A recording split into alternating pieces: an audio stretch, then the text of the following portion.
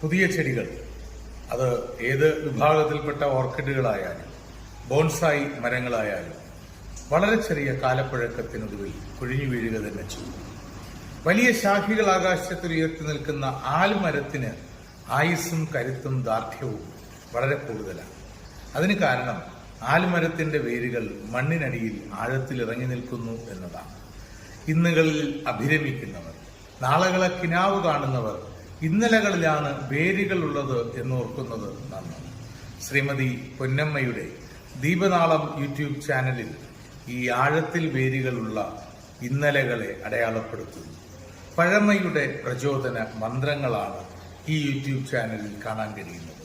ശ്രീമതി പൊന്നമ്മയ്ക്ക് അഭിനന്ദനങ്ങൾ. ദീപനാളം യൂട്യൂബ് ചാനലിന് ആശംസകൾ. ഇന്നലകളെ പുനർവായനയ്ക്ക് വിധേയമാക്കുവാൻ നിങ്ങൾക്ക് എന്റെ നിർദ്ദേശം. നിങ്ങളുടെ സ്വന്തം GS.